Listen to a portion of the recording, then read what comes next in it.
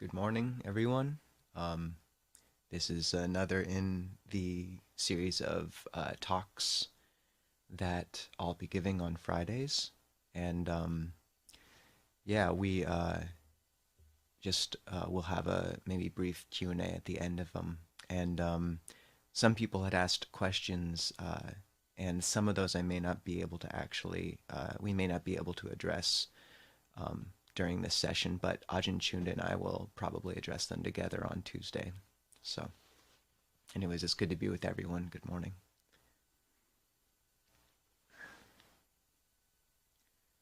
Namo tassa bhagavato arahato samma sambuddhassa. Namo tassa bhagavato arahato samma sambuddhassa. Namo tassa bhagavato arahato samma sambuddhassa. Buddhang dhammang sanghang namasami. So, I thought I'd speak today on mindfulness of breathing.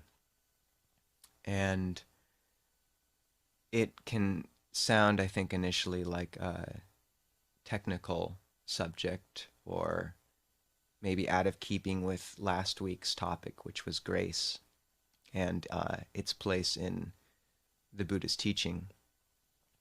But the practical application of breath meditation and the ability to cultivate it effectively, I think gives us enormous resources as practitioners to access and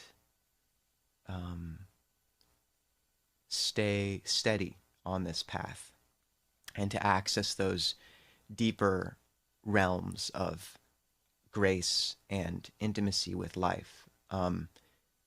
The fruit of mindfulness of breathing, when practiced effectively, is an immense resource of well-being and a calm mind. And not only does that let us have the resources to confront our pain and to look squarely at the difficulties and loss in our life, because we have these internal resources available of well-being and calm, but also the reacquaintance we can cultivate with the body if we become relatively well acquainted with or skilled at mindfulness of breathing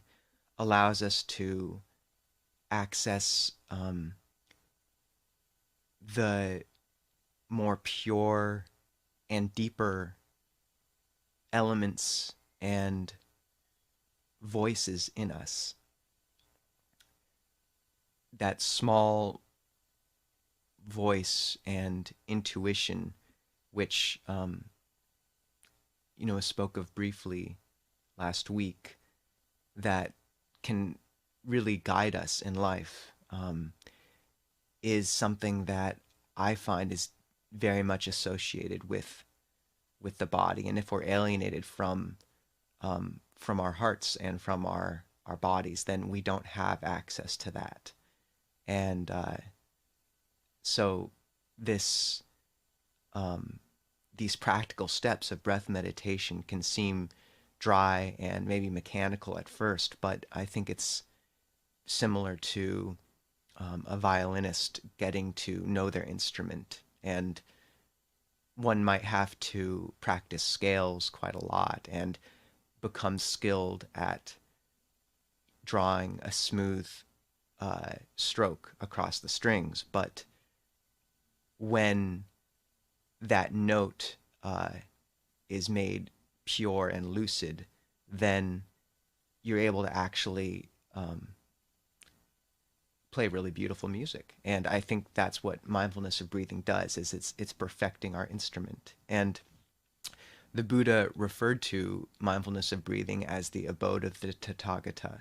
So it was the meditation he really held up as primary in many ways. And my sense of it is that many of these other meditations, which can be recommended, like mantra meditation or even loving kindness meditation, when cultivated with, say, phrases like "May I be well," "May I be happy," um, they're fragile and limited because what they are is applied perceptions. They're just words, and if and my experience is that the defilements, the darker forces in our minds, catch on pretty fast. And I think we've all had the experience of finding a phrase of, say, a metta meditation or a loving kindness meditation, and it works great for a day, but then after a few sessions, it just has lost all of its power. And one of the fruits of becoming reacquainted with the body is that it's a far more robust resource in terms of meditation. You're accessing these deep sources of vitality and well-being, and they, I find, can give far more than just these simple perceptions, and they strengthen and potentize all these other sort of auxiliary meditations like mantra meditation or phrases of loving kindness. If they're backed up by the energy of the body and the breath, then they gain a lot of power. And so, all that to say that mindfulness of breathing is a really important thing to cultivate. And I think that it's been taught in ways that haven't always been effective in the West. And you might have heard the term the jhana wars. And what I think that refers to is the fact that for a long time you may have heard this meditation instruction of just bring your mind or your attention to the nose and watch the breath go in and out and try not to control it. And there's a sutta where it's called the Aritta Sutta, and the Buddha asks the monks how they should cultivate mindfulness of breathing. And one of the monks, Aritta, says, I put aside thoughts of the past and thoughts of the future and just watch the breath mindfully. And the Buddha kind of rolls his eyes and says, that is mindfulness of breathing. I don't deny it. But as to how mindfulness of breathing is practiced in full, listen and I will speak. And then he gives the full discourse on the mindfulness of breathing, the Anapanasati Sutta. So this practice is engaged and quite active, actually, and there's a lot to be explored there. So the mindfulness of breathing sutta, the Anapanasati Sutta, it's Majjhima Nikaya 119, and it is composed of 16 steps. So we won't get through all of them here, I think, but just to run through the basic ones, in the first few, one begins by mindfully watching the breath go in and out, taking a short breath, then a long breath. And then one becomes sensitive to the whole body while breathing in and out. And then one breathes in and out, calming the bodily fabrications, is the term. So those are 4 steps. Breathing in long, knowing I breathe in long. Breathing out long, knowing I breathe out long. Breathing in and out short, that's number 2. Then experiencing the whole body or becoming sensitive to the whole body, and then calming the bodily fabrications. And then after that, there are 4 other steps. I mean, there's 12 more steps, but just the four that perhaps we'll speak of here are one breathes in and out experiencing rapture, one breathes in and out experiencing pleasure, and then one breathes in and out becoming sensitive to the mental formations, and one breathes in and out becoming calming the mental formations. And the 16 steps, of which I just spoke of 8, are divided or categorized into tetrads, or groups of 4. So the first 4, dealing with breathing in and out, short, long, experiencing the whole body, and calming the bodily fabrications, are the first tetrad. And then the latter 4, which I spoke of, experiencing rapture, pleasure, experiencing the mental fabrications, and calming the mental fabrications, that's the second tetrad. And then there are 2 more, but I think this is plenty for today.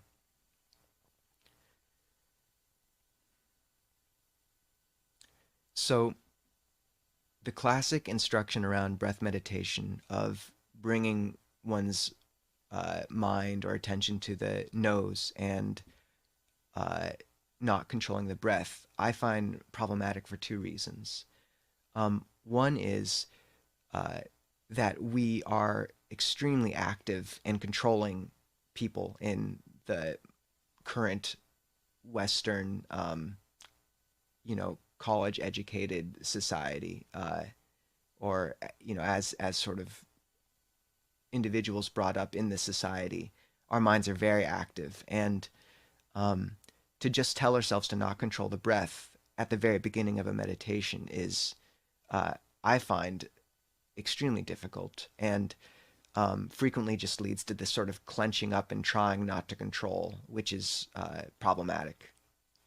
So, and Ajahn Thanissaro speaks about this, saying that, we have this tendency to control, and if we try to not control at the beginning of a meditation, it tends to just work on a subterranean level and clam everything up. So it's much better to work with on the surface, actively and voluntarily and consciously, this will to sort of direct things. So what that points to is the initial 2 steps of this breath meditation of knowing in and out breathing, long and short, are fairly simple. One can adjust their breathing depending on what feels right and calm. But then this 3rd step, experiencing the whole body, is one that is really important and has been the subject of a lot of controversy, because the commentaries speak about this whole body as the whole body of the breath at the nose. So just keeping your attention on one point and tracking in and out. And if that's all that one can do with one's awareness, then, with really the active minds that we have, I think it actually can work very well for a person who's had an upbringing as, say, a farmer in rural Thailand, and spent much of their life doing very focused tasks. But Tanpor Lee, one of the teachers in our tradition, speaks about how many people today really have very active minds, and to try to force the mind to remain at one point right off the bat, it's a lot like taking a classroom full of rowdy children and, the substitute teacher just trying to yell at them until they're quiet and do a test or something. However, the interpretation of the whole body, which the teachers more and more have been pointing to, and understanding the term to indicate, is actually the whole body. And that is to say that if one takes the breath not just as this air going in and out of the nostrils, but rather the breath energy. The In different cultures, it's referred to as different things: the chi or the prana in yoga, um, pana in Pali. These sort of subtle energies which course through the body and which were a part of the understanding of what the breath was, the vital energy was in the Buddha's time. Then this breath meditation could be much, much more than just staring at this point at the nose. Rather, it can be a becoming acquainted with the entire flow of this breath energy through the body. And that provides a much wider range and potential for exploration and um, active mindfulness of breathing. That's very interesting and can work with the thinking mind initially rather than against it. Um, I think a good metaphor would be, instead of the teacher just yelling at the kids to stay in their seats and take a test, the teacher can kind of let them outside and do a wholesome activity, run around for a while. And then after they've gotten some of their energy out, then they come back in the classroom and can settle down at one point if they want, say, the tip of the nose in this case. But to initially allow this wider realm of exploration in mindfulness of breathing is very helpful for the active mind. So in terms of cultivating this whole-bodied awareness, which I find works much, much more effectively for Westerners, and it's how I've seen Ajahn Jeff teach mindfulness of breathing now. It's how I've seen Ajahn Jayasaro teach it, Longpo Suchitto. Ajahn Pasanos teaches it this way much of the time, Ajahn Karuna Dhammo. Most teachers I've spoken to or practiced with really acknowledge that this is a very powerful way to work with mindfulness of breathing. So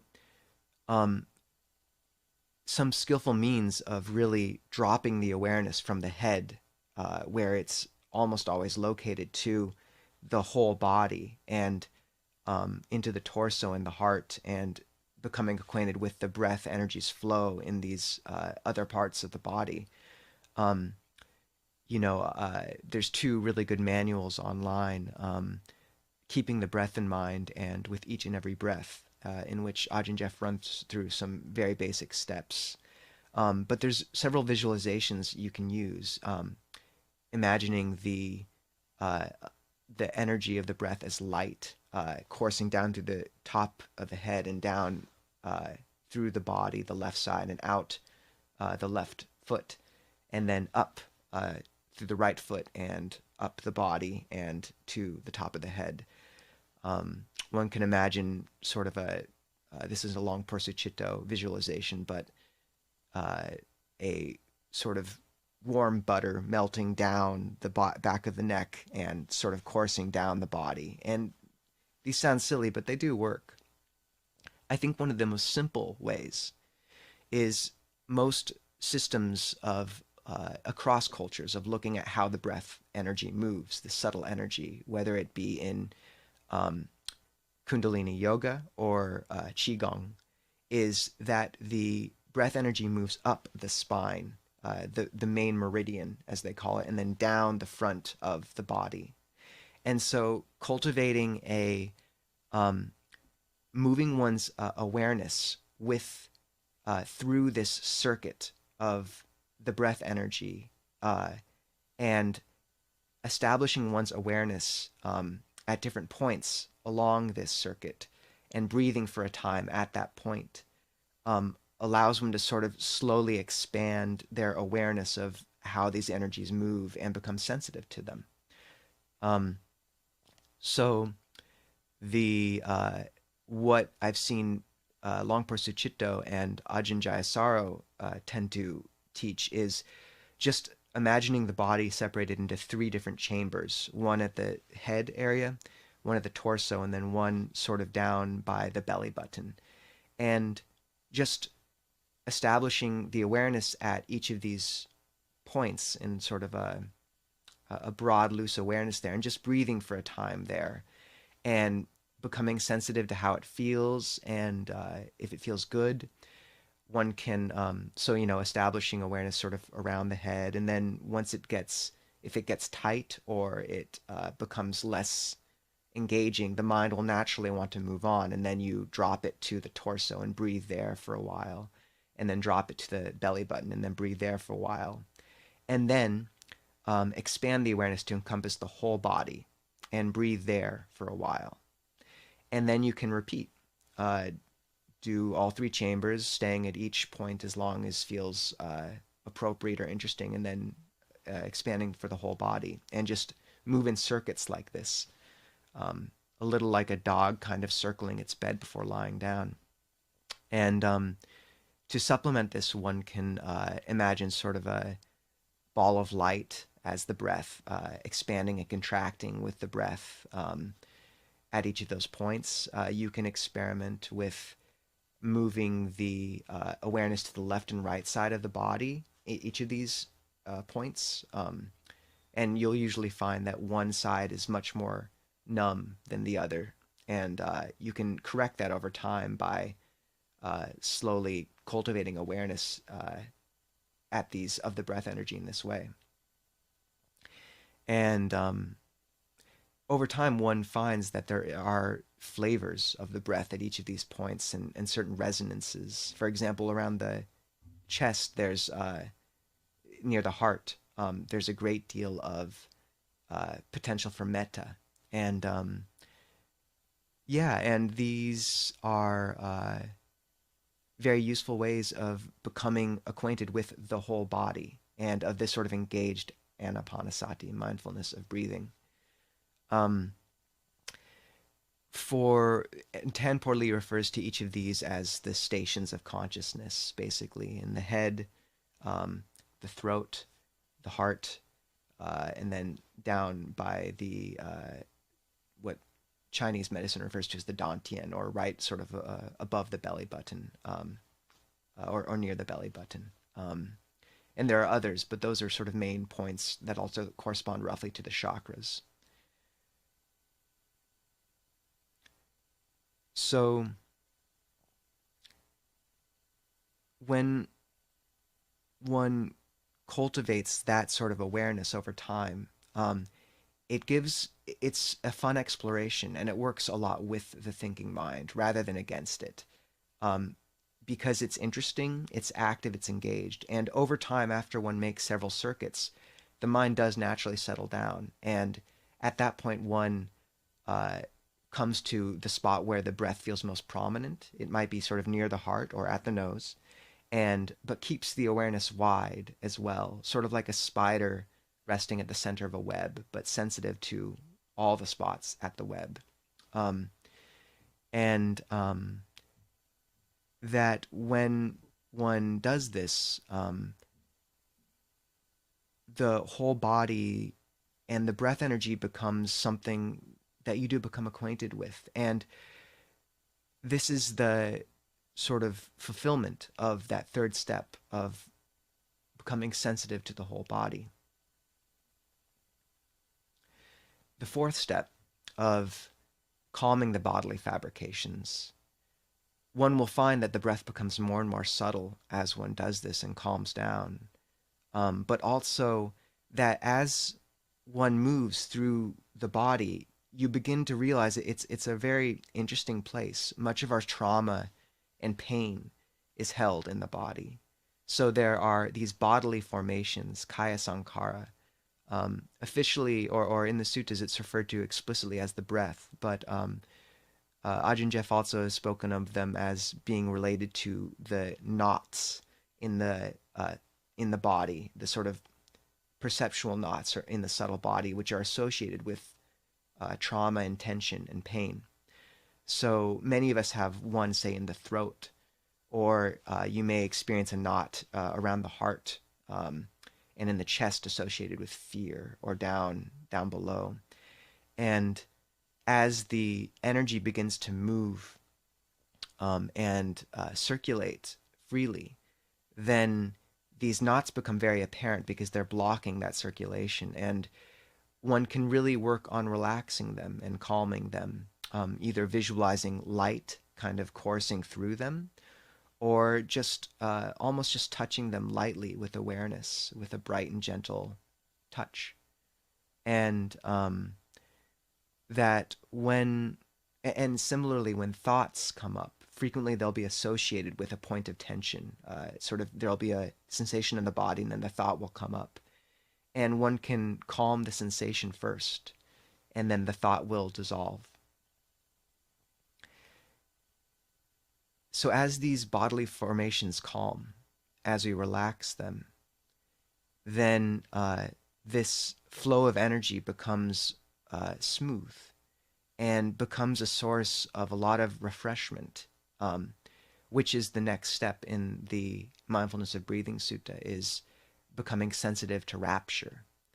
And piti, which is translated here as rapture, may not be the best translation. I think refreshment is a better one, because piti, it's etymologically related to the verb to drink.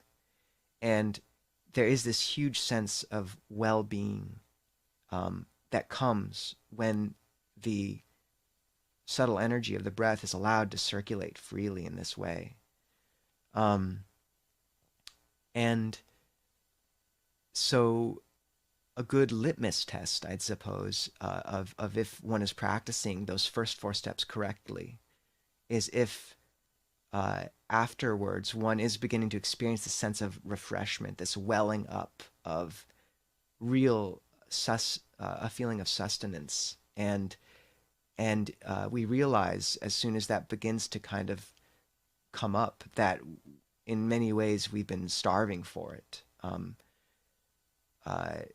It's such a boon to have, and when one begins to feel it and drink it in, it really feels like a dry sponge soaking it in.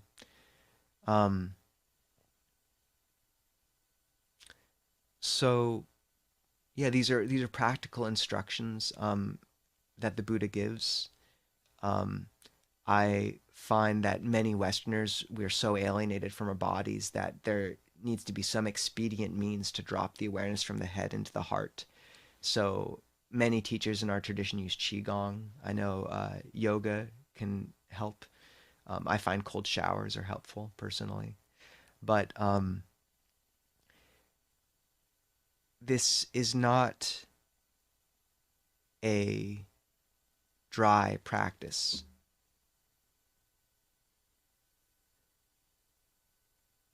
When one finds a way to cultivate this calm and settled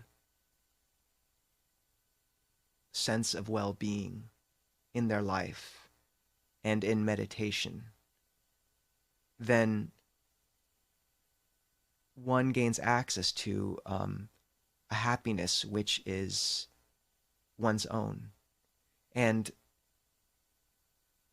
is much less fragile than those happinesses which are dependent on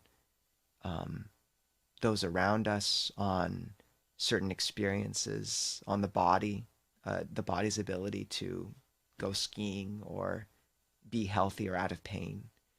It's a resource that can be there for us constantly. And also, once this breath energy has circulated for a while, the body will calm. And that's the next step of sukha, or pleasure. One, in the mindfulness of breathing sutta, is this sense of happiness that's settled, and one can rest in that. And Ajahn Chah would compare the calm mind to a pond, at which animals can come and drink, and you can watch them come and go. And if one finds that measure of calm in life and manages to cultivate it, then one gains access again to the more delicate creatures of one's nature. Those small but most important voices which have been ignored and covered over for years. And I think that's important because the voice of Dhamma in our lives, the voice that tells us what we need and at our deepest level of being want and our what is worthy of us and the pure path through any situation, that voice is usually a very quiet voice. And only by cultivating this space of calm do we gain regular access to it, and can it guide us. I think that the Buddha speaks about a way of being in the world which is in harmony with it. And this is a phrase he uses frequently, is that one can dwell in harmony. And that implies a deeper song and a deeper music that is underlying, that one can bring oneself in tune with.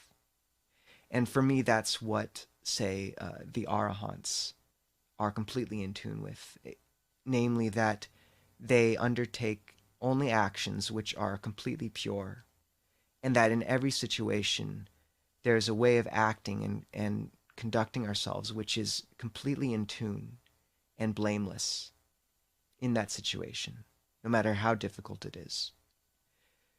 And I think that thread that leads us along that path is a delicate one and is frequently lost. Our hands are so often shaking, and we are so often hungry, starving for some sort of distraction or pleasure or escape from our pain. So, if one finds a way to cultivate this space of quiet and these resources of deep internal happiness, then one gains access to that voice. And it's a voice that lives in the body more than anywhere else. Many teachers have said that chitta, or what the Buddha, what we translate as the heart mind, is the seat of the chitta is in the heart. And only once we kind of gain acquaintance with the body again can we have access to that. So far from being this mechanical or dry practice, anapanasati, mindfulness of breathing, if practiced correctly, is a homecoming to what the more gentle voices in ourselves, to the most important voices of ourselves. And and in that we're learning to strike a pure and constant note in the midst of this song. I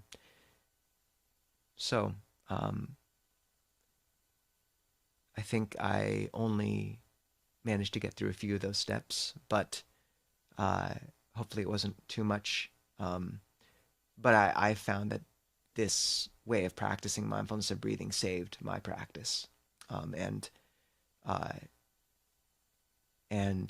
many of the monks I know, this has saved theirs as well. So I think it's important to speak to, and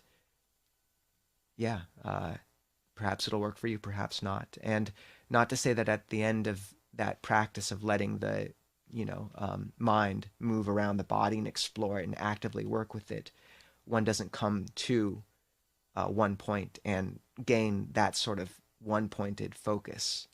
But that initially you have to let the kids in the classroom run around for a while, or at least many of us do. So, I hope that wasn't too dry or academic. We have time for some questions now, if people have them on the live chat.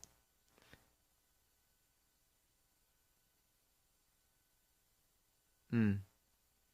Yeah. So Ivy Young has spoken about trying to fight herself to a single point of focus. Yeah, you're not alone. This has been, I think, the great failure of samadhi practice in the West. And I just find maybe 5%, 10% of Westerners can pull it off. I mean, I'm making, obviously, I don't have statistics on this, but from what I've seen, very few Westerners can cultivate that sort of meditation effectively right off the bat. We're such neurotic, um, beings completely alienated from our bodies. And that was not the case in the time of the Buddha. Um, and so the to very consciously point towards how to reacquaint ourselves with the body is essential. Um, and really, like, this is how most ajahns in our tradition now are teaching this, as far as I can tell. And yeah, one of the great secrets in our tradition seems to be that many of the senior teachers practice qigong. I've asked many. Ajahn Sucitto teaches it regularly at retreats. So, and it's just a much more fun way to practice anapanasati. Yeah, there's a lot of fun things to explore in the body, like the energies and the resonances at these different, say, chakras or stations of consciousness. There's a lot to be said there, and the energy and vitality one gains is extremely sustaining, um, and very powerful. For example, the ability to cultivate metta by simply bringing the awareness to the heart is extremely, if one has cultivated this ability to work with the breath energy, one can uh, really empower one's metta practice. Similarly, with pain, if there's pain in the body, one can use the breath energy and visualize it to move through the pain to relax it. And but these are things that are only possible once one has sort of cultivated this awareness of these energies and how they're supposed to move and what it feels like when they're calm and what it feels like when they're tense.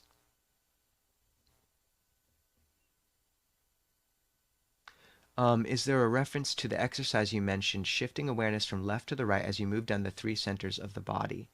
Um, what I would point to is, I think, honestly, I know I reference Ajahn Jeff a lot, but he's just given such practical instructions on this way of cultivating meditation, and he's translated Ajahn Lee, who was a senior teacher in the Thai forest tradition, who really opened up this way of breath meditation for everyone in our tradition. Um, And so I would go to dhammatalks.org and look up his Keeping the Breath in Mind, or With Each and Every Breath. And he'll point to, this moving the awareness to the left and right. He also has a great article called, it's on Access to Insight and dhammatalks.org, I believe, on working with pain. Um, so that's quite helpful. Yeah. When I go through the body, I am quickly thrown off by subtle, energetic unpleasantness that carries a message of doing it wrong. Any suggestions? Um, I would say the it's hard to say, Greg, without knowing more about how you're working with it. I would say prepping the energy is important. If you come into this sort of awareness of the breath, I mean, one of the reasons our awareness doesn't want to go to the body is because the breath energy can be hot and cramped from how we live. Most of our diaphragms are tight and tense, and we've been sitting, say, at a desk most of the day. So if you can do a bit of prep work before sitting, like walking meditation, taking a cold shower, I know it's silly, but it really works for me. Qigong, a bit of yoga, some way of clarifying and purifying that energy before you sit. Usually that can help a lot. And then just experimenting with these different ways of working with the breath. Like sometimes visualizing the energy streaming through the crown of the head to the feet, it might be too active, and your mind doesn't want that much activity. But sometimes that's exactly what it wants. Um, but then you might try really, yeah, staying at one point, in the head and here, and just sort of remaining at those 3 points. You may want to try breathing through the back. Sometimes we have too much of our awareness at the front of our bodies, so breathing through the kidneys. I mean, just a visualizing light with the breath. It sounds silly, but it really can be effective. So experiment, play. I mean, that's part of the point of this is that it lets you play with this meditation, and you can learn some very interesting things.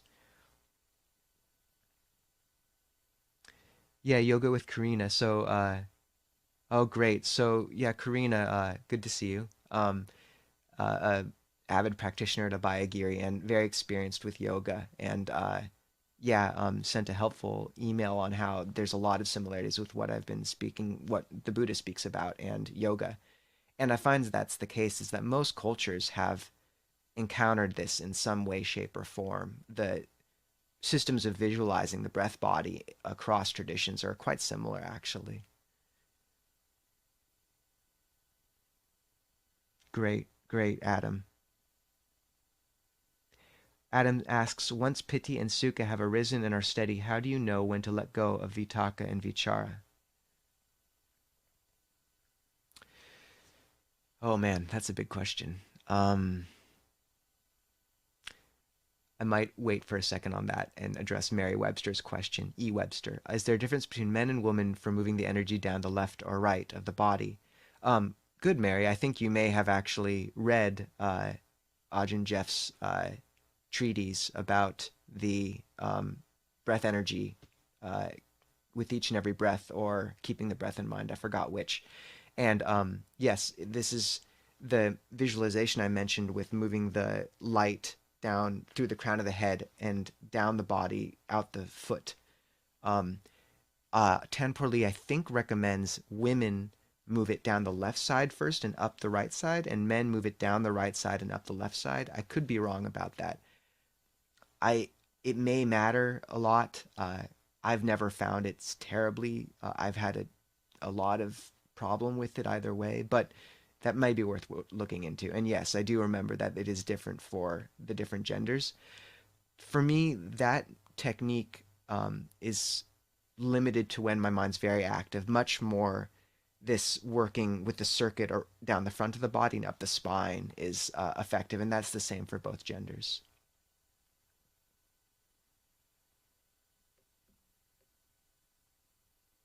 So, Adam, yeah, once piti and sukha have arisen and are steady, how do you know when to let go of vitaka and vichara?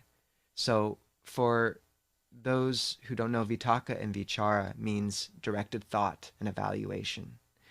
And when we're working with these visualizations, vitaka and vichara are usually characterized as verbal.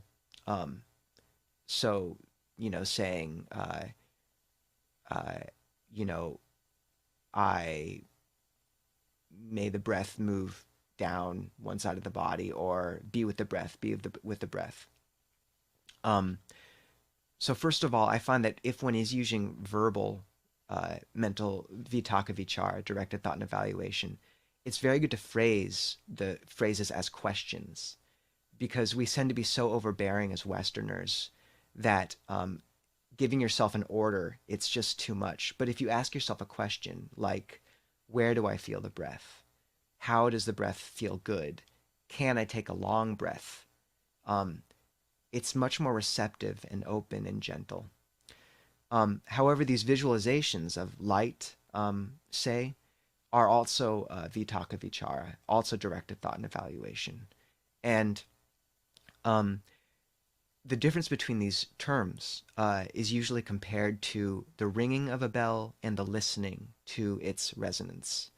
So vitaka, directed thought, is the ringing, and then vichara, or the evaluation, is tasting it or listening to the resonance.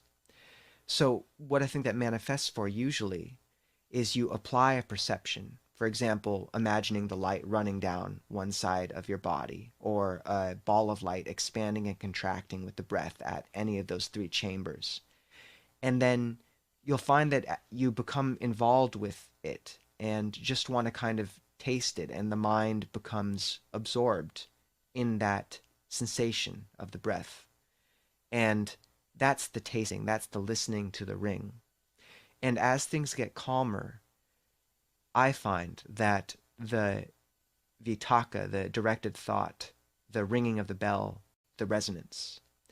So what I think that manifests for usually is you apply a perception. For example, imagining the light running down one side of your body, or a ball of light expanding and contracting with the breath at any of those three chambers.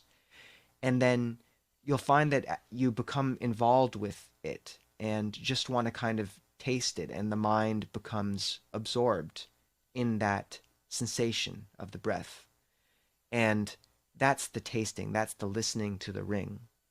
And as things get calmer, I find that the vitaka, the directed thought, the ringing of the bell, can slow, and you need to do it less, and the tasting lasts longer and longer until you only, when things get really calm and this piti and sukha, this refreshment and pleasure, become really saturate the body, and one's really resting in that, the mind is just calm. And at that point, frequently you only have to drop in one of these perceptions or questions like, where do I feel the breath, or breath?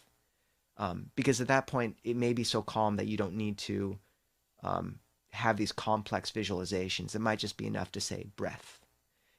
When the mind's calm, I find dropping in one of those perceptions briefly and then just letting it resonate for a long time, and just letting the mind sit there and taste the energy for longer and longer periods. It works well. And I think there comes a point where you'll sense it. It's just too much stress to even drop in the directed thought anymore, and one just wants to sit there tasting the breath energy and the pleasure. So I'd say to let it happen naturally. So that was a lot. I apologize if it was too much, but hopefully next week we'll. I think someone requested a talk on grief and mourning, so maybe it'll be a bit more along those abstract lines. But I thought it was important to at least speak to what's been so helpful to me personally. And once again, I'm so grateful for the chance to be a part of this community. It's very inspiring and sustaining as a monk to be close to so many people who really understand the preciousness of the Dhamma and of this path, and that there's nothing in life that's more worthy. And to have a community that gets that, even if it's on YouTube Live, is one of the greatest gifts of a life. So I'm very grateful, and I hope you all take care and stay healthy.